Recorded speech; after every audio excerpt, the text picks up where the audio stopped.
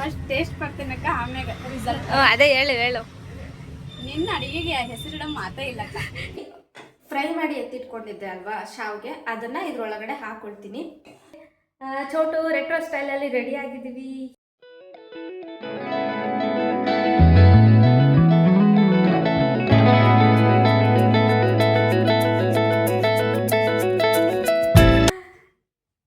Hi friends, ಎಲ್ರಿಗೂ ನಮಸ್ಕಾರ. Welcome back to my YouTube channel. ಎಲ್ಲರೂ ಹೇಗಿದ್ದೀರಾ? ಸಕ್ಕತ್ತಾಗಿದ್ದೀರಾ ಅಂತ ಅಂದ್ಕೊಳ್ತೀನಿ.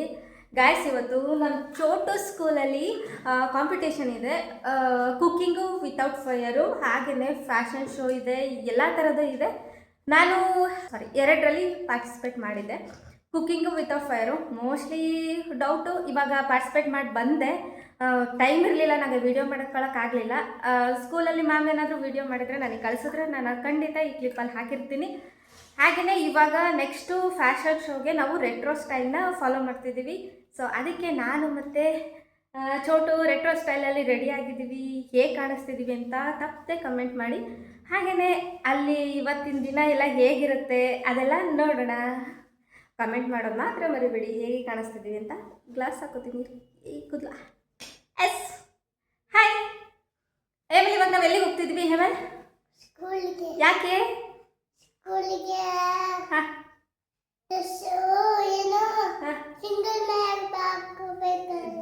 ಜಿಂಗಲ್ ಬೆಲ್ ಅದೇ ಕ್ರಿಸ್ಮಸ್ಗೆ ಬಂಗಾರಿಯೇ.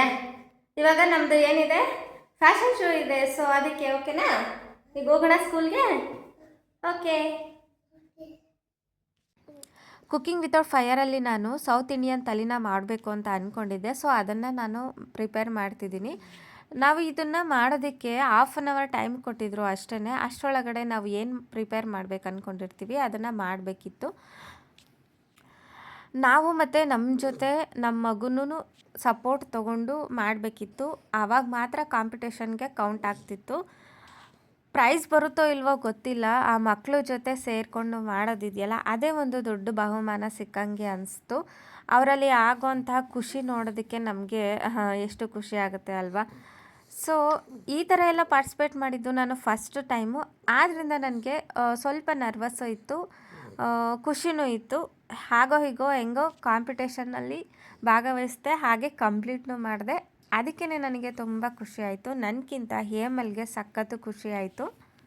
ನಮ್ಮ ಮಕ್ಕಳು ಖುಷಿಯಾಗಿರ್ತಾರೆ ಅಂತ ಅಂದರೆ ನಾವು ಏನು ಬೇಕಾದರೂ ಮಾಡೋದಕ್ಕೆ ರೆಡಿ ಆಗಿಬಿಟ್ಟಿರ್ತೀವಿ ಅಲ್ವಾ. ಅವ್ರು ಕೊಟ್ಟಿದ್ದ ಟೈಮಲ್ಲಿ ಅಂತೂ ಇಂತೂ ನಾನು ಪ್ರಿಪೇರ್ ಮಾಡಬೇಕು ಅಂತ ಅಂದ್ಕೊಂಡಿದ್ದನ್ನೆಲ್ಲ ಮಾಡಿ ಮುಗಿಸಿ ಮನೆಗೆ ಬಂದು ಮತ್ತೆ ನೆಕ್ಸ್ಟ್ ಕಾಂಪಿಟೇಷನ್ಗೆ ರೆಡಿ ಆಗಬೇಕಿತ್ತು.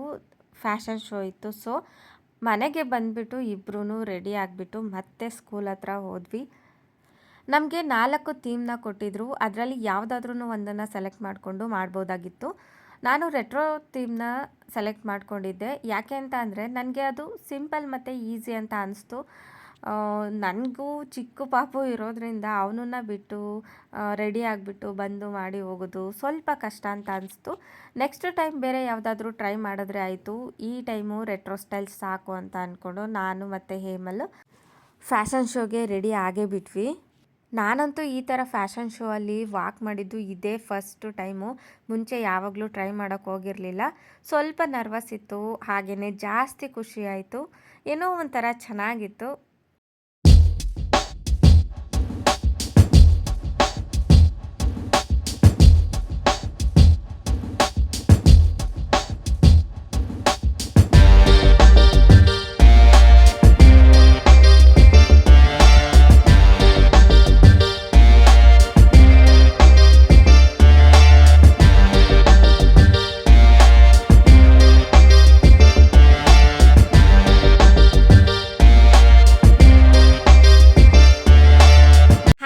Welcome back.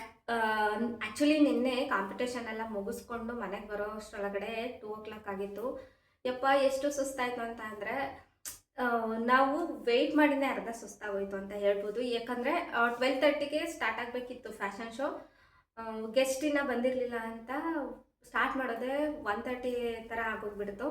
ಸೊ ಮಕ್ಕಳು ರೆಡಿಯಾಗಿ ಅವ್ರಿಗೂ ಫುಲ್ ಅಂದರೆ ಫುಲ್ಲು ಎಷ್ಟೋ ತನಕ ಇರ್ತಾರೆ ಮಕ್ಕಳು ರೆಡಿ ಆಗಿಬಿಟ್ಟು ಆಟ ಆಡ್ಕೊಂಡು ಹಾಗೆ ಹಿಂಗೆ ಗಲೀಜು ಅದು ಇದು ಎಲ್ಲ ಮಾಡ್ಕೊಂಡಿದ್ರು. ಸೊ ನಮಗಿಂತ ಮಕ್ಕಳು ಪೇಷನ್ಸಿಗೆ ಹ್ಯಾಟ್ಸ್ ಆಫ್ ಹೇಳಬೇಕು ಆ್ಯಕ್ಚುಲಿ. ಅಂತೂ ಇಂತೂ ಕೊನೆಗೂ ಫ್ಯಾಷನ್ ಶೋ ಮುಗಿಸ್ಕೊಂಡು ಮನೆಗೆ ಬಂದು ಸುಸ್ತಾಗಿ ಹೋಗಿತ್ತು. ನಾನು ಅಡುಗೆನೂ ಮಾಡಿ ಹೋಗಿರಲಿಲ್ಲ, ಅಡುಗೆ ಎಲ್ಲ ಮಾಡಿ ಮತ್ತೆ ಶಾಪ್ಗೆ ಹೋಗಿ ಸುಸ್ತಾಯಿತು. ಸೊ ವ್ಲಾಗ್ನ ಕಂಟಿನ್ಯೂ ಮಾಡೋಕ್ಕಾಗಿರಲಿಲ್ಲ. ಅದಕ್ಕೆ ನಾನು ನೆಕ್ಸ್ಟ್ ಟೈಮ್ನ ವ್ಲಾಗ್ನ ಮಾಡ್ತಾಯಿದ್ದೀನಿ. ಇವತ್ತು ಏನು ಸ್ಪೆಷಲ್ಲು ನಮ್ಮ ಮನೇಲಿ ಅಂತ ಅಂದರೆ, ನಮ್ಮ ಚರಿತ್ಗೆ ಹೊಸ್ದಾಗಿ ಹಲ್ಲು ಬಂದಿದೆ. ಇವತ್ತೇ ನಾನು ನೋಡಿದ್ದು. ಹಲ್ಲು ಬರೋ ಥರ ಇತ್ತು, ಬಟ್ ಇನ್ನೂ ಕ್ಲಿಯರಾಗಿ ಕಾಣಿಸಿರ್ಲಿಲ್ಲ. ಇವತ್ತು ಕಾಣಿಸ್ತಿದೆ. ಸೊ ಹಾಗಾಗಿ ಏನಾದರೂ ಸ್ಪೆಷಲಾಗಿ ಸಿಂಪಲ್ಲಾಗಿ ಸ್ವೀಟ್ ಮಾಡೋಣ ಅಂತ.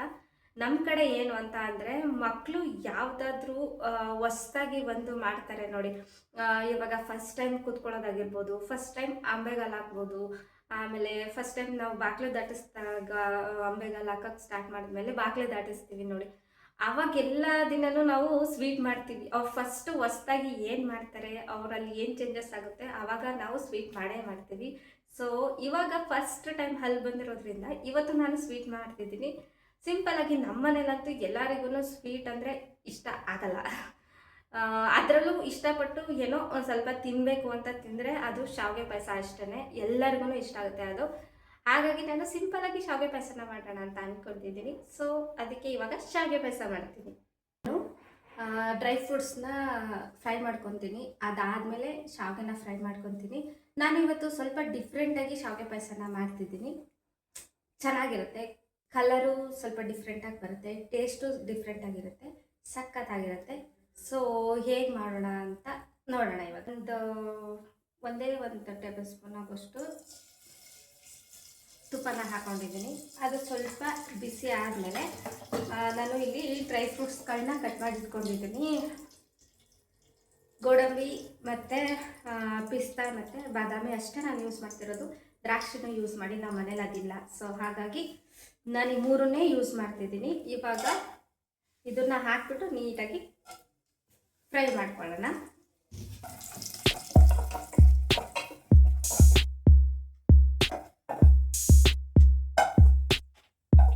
ನೆಕ್ಸ್ಟು ನಾನು ಇದಕ್ಕೆ 1 ಪ್ಯಾಕೆಟ್ ಆಗುವಷ್ಟು ಶಾವಿಗೆನ ಹಾಕೊಳ್ತಿದ್ದೀನಿ. ಇಷ್ಟು ಚಿಕ್ಕ ಪ್ಯಾಕೆಟ್.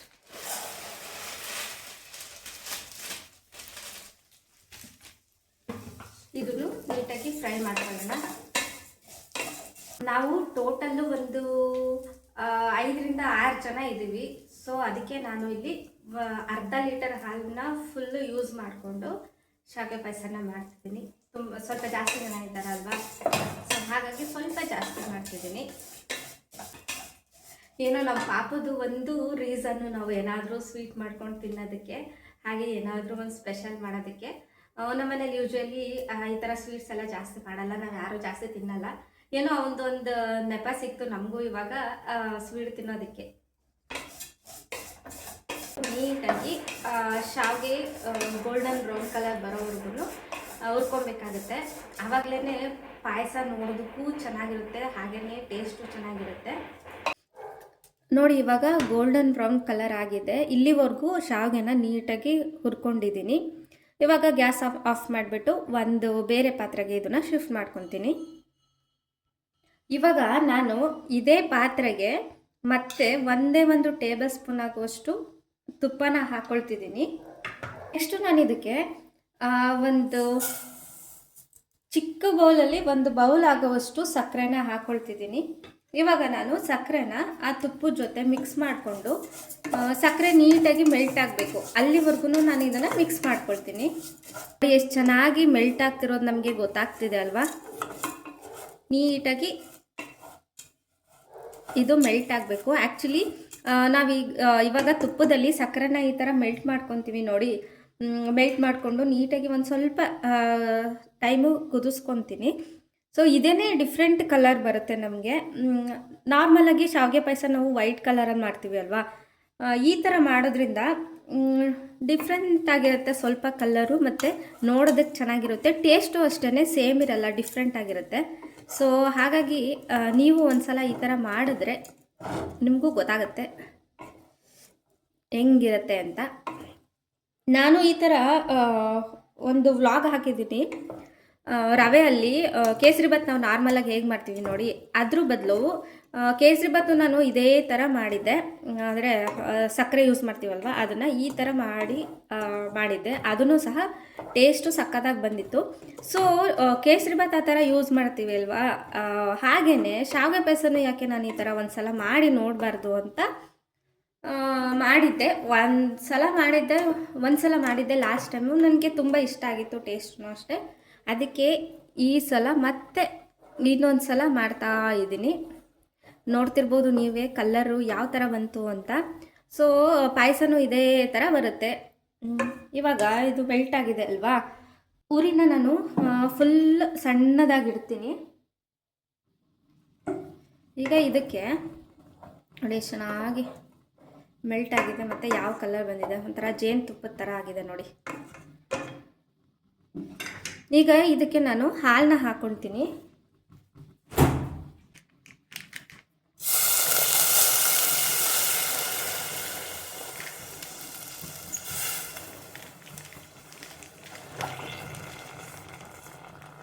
ನಾನು ಹಾಗೆ ಹಾಲು ಜೊತೆ ಒಂದು ಚಿಕ್ಕ ಗ್ಲಾಸಲ್ಲಿ ಆಗುವಷ್ಟು ನೀರನ್ನ ತೊಗೊಂಡಿದ್ದೀನಿ. ಸೊ ಅದಕ್ಕೆ ಸೇರಿಸ್ಕೊಂಡಿದ್ದೀನಿ.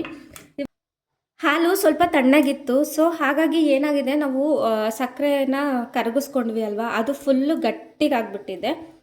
ಅದಕ್ಕೆಲ್ಲ ಏನೋ ತಲೆ ಕೆಡಿಸ್ಕೊಬೇಡಿ. ನಾವು ಇವಾಗ ಮತ್ತೆ ಉರಿನ ಸ್ವಲ್ಪ ಜಾಸ್ತಿ ಮಾಡಿಬಿಟ್ಟು ಇವಾಗ ಹಾಲನ್ನ ಕುದಿಸ್ಕೊತೀವಿ ಅಲ್ವಾ, ಆಗ ಆಟೋಮೆಟಿಕ್ಕಾಗಿ ಅದು ಸಕ್ಕರೆ ಪಾಕದ ಥರ ಆಗಿರುತ್ತಲ್ವ ಗಟ್ಟಿಗೆ, ಅದನ್ನು ನೀಟಾಗಿ ಮೆಲ್ಟ್ ಆಗುತ್ತೆ. ಸೊ ಇವಾಗ ನೀಟಾಗಿ ಹಾಲನ್ನ ಕುದಿಸ್ಕೊಬೇಕು. ಸಕ್ಕರೆ ಮತ್ತೆ ಗಟ್ಟಿಗಾಗಿರೋದೆಲ್ಲ ಕರಗಬೇಕು, ಅಲ್ಲಿವರೆಗೂ ನಾವು ಹಾಲನ್ನ ಕುದಿಸ್ಕೊಬೇಕು. ಅದಾದಮೇಲೆ ಅದಕ್ಕೆ ನಾವು ಏನು ಫ್ರೈ ಮಾಡಿ ಎತ್ತಿಟ್ಕೊಂಡಿದ್ದೀವಿ ಅಲ್ವಾ ಶಾವಿಗೆ, ಅದನ್ನು ಸಹ ಇದರೊಳಗಡೆ ಹಾಕ್ಕೊಂಡು ನೀಟಾಗಿ ಶಾವಿಗೆ ಬೇಯೋವರೆಗೂ ಬೇಯಿಸ್ಕೊಬೇಕು. ಇವಾಗ ಲೈಟಾಗಿ ಬಿಸಿ ಆಗ್ತಾ ಆಗ್ತಾ ಆಗ್ತಾ ಲೈಟಾಗಿ ಕರಗ್ತಿದೆ. ಇದೆಲ್ಲ ನೀಟಾಗಿ ಕರಗುತ್ತೆ. ಇವಾಗ ಹಾಲು ಚೆನ್ನಾಗಿ ಕುದೀತಿದೆ. ಹಾಗೆಯೇ ಸಕ್ಕರೆ ಪಾಕ ಇತ್ತಲ್ಲ, ಅದು ಪಾಕದ ಥರ ಗಟ್ಟಿಗಾಗುತ್ತೆ ನೋಡಿ. ಅದು ನೀಟಾಗಿ ಫುಲ್ಲು ಮೆಲ್ಟ್ ಆಗೋಗಿದೆ. ಕಂಪ್ಲೀಟಾಗಿ ಮೆಲ್ಟ್ ಆದಮೇಲೆ ನಾನಿಲ್ಲಿ ಫ್ರೈ ಮಾಡಿ ಎತ್ತಿಟ್ಕೊಂಡಿದ್ದೆ ಅಲ್ವಾ ಶಾವಿಗೆ, ಅದನ್ನು ಇದರೊಳಗಡೆ ಹಾಕ್ಕೊಳ್ತೀನಿ. ನೀವು ಹಾಲು ನಾನು 1/2 ಲೀಟರ್ ತೊಗೊಂಡಿದ್ದೀನಿ ಅಲ್ವಾ, ಅದಕ್ಕೆ ಎಷ್ಟು ಬೇಕಾಗ್ಬೋದು ಅಷ್ಟು ಮಾತ್ರ ನಾನು ಶಾವಿಗೆನ ಹಾಕ್ಕೊಳ್ತಿದ್ದೀನಿ.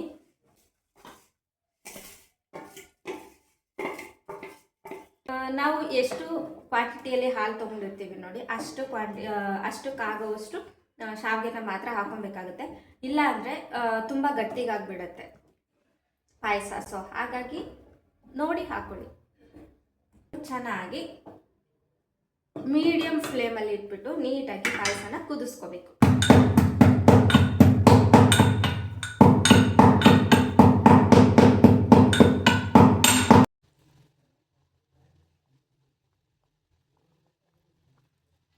ಇನ್ನೊಂದು ಸ್ವಲ್ಪ 5 ನಿಮಿಷ ಮಲಗಿದ್ರೆ ಸಾಕಿತ್ತು, ಪಾಯಸ ಮಾಡಿ ಮುಗ್ದೋಗ್ತಿತ್ತು.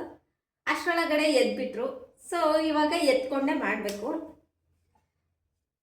ಇವಾಗ ಇದನ್ನೊಂದು ಸ್ವಲ್ಪ ಬೇಯಬೇಕು ಅಷ್ಟೇ. ಶಾವಿಗೆ ಆಲ್ಮೋಸ್ಟ್ ಬೆಂದಿದೆ. ಇನ್ನೊಂದು 2 ನಿಮಿಷ ಆದರೆ ಶಾವಿಗೆ ನೀಟಾಗಿ ಬೆಂದೋಗ್ಬಿಡುತ್ತೆ. ಗೈಸ್, ಏನು ಗೊತ್ತಾ, ನಮ್ಮ ಚರಿತ್ನ ಯಾರೇ ನೋಡಿದ್ರು ಹೇಳೋದು ಒಂದೇನೆ, ಅವನು ಯಾರಾದರೂ ಮಾತಾಡ್ಸಿದ್ರೆ ಸಾಕು ಫುಲ್ ಸ್ಮೈಲು. ಹಾಯ್ ಪಾಪು ಅಂದರೆ ಸಾಕು ಸ್ಮೈಲು. ಹಾಯ್ ಚರಿತ್ ಅಂದರೆ ಸಾಕು ಸ್ಮೈಲು. ಸ್ಮೈಲು ಹಾಯ್ ಚರಿತ್, ಹೀಗೆ ಸ್ಮೈಲ್ ಮಾಡೋದೇ ಇರೋದು. ಸ್ಮೈಲ್ ಬಾಯ್. ಇವಾಗ ಶಾವಿಗೆ ಎಲ್ಲ ನೀಟಾಗಿ ಬೆಂದಿದೆ. ಈ ಟೈಮಲ್ಲಿ ನಾವು ಏನು ಫ್ರೈ ಮಾಡಿ ಎತ್ತಿಟ್ಕೊಂಡಿದ್ವಿ ಅಲ್ವಾ, ಆ ಡ್ರೈ ಫ್ರೂಟ್ಸ್ಗಳನ್ನೆಲ್ಲ ಹಾಕೋಣ ಇದರಲ್ಲಿ. ನೆಕ್ಸ್ಟು ಒಂದು ಏಲಕ್ಕಿನ ಪೌಡರ್ ಮಾಡಿ ಇಟ್ಕೊಂಡಿದ್ದೀನಿ. ಇವಾಗ ಅದನ್ನು ಹಾಕೋಣ.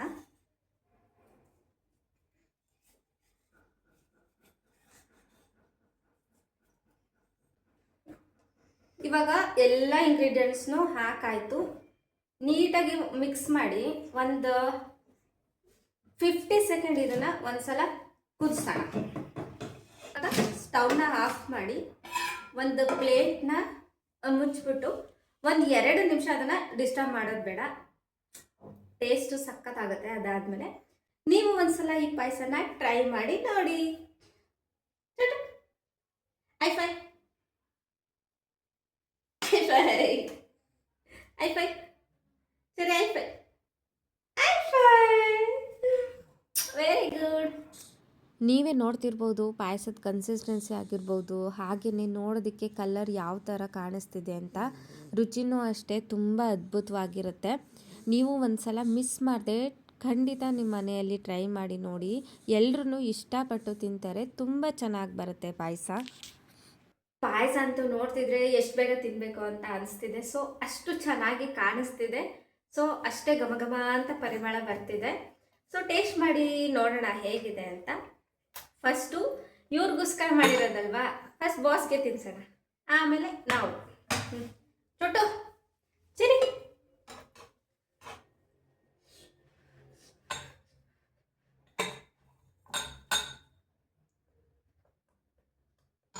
ಹೇಗಿದೆ ಅಂತ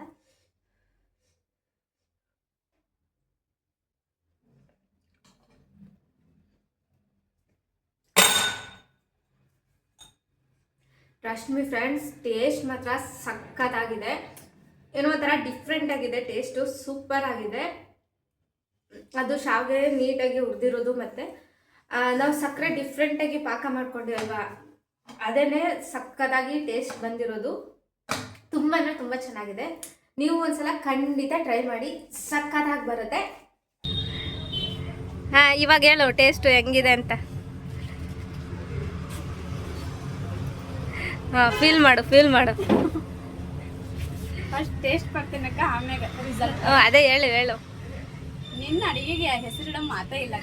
ಚೆನ್ನಾಗಿದ್ಯಾ? ಮಾಡ್ತೀವಿ ಹೆಂಗಮ್ಮ, ಒಟ್ನಲ್ಲಿ ಟೇಸ್ಟ್ ಚೆನ್ನಾಗಿದ್ಯಾ? ಇದು ಬೇರೆ ಥರ ಮಾಡಿದ್ದೀನಿ, ನಾರ್ಮಲ್ ಮಾಮೂಲಿ ಪಾಯಸದ ಥರ ಅಲ್ಲ. ಅದಕ್ಕೆ ಈ ಕಲರ್ ಚೇಂಜ್ ಐತೆ, ನೀನು ಅಬ್ಸರ್ವ್ ಮಾಡಲಿಲ್ಲ? ಟ್ರೈ ಮಾಡಿರಿ? ಇಲ್ಲ, ಅದು ಹೆಂಗೆ ಅಂತ ನಾನು ಲಾಗಲ್ಲಿ ನೋಡು.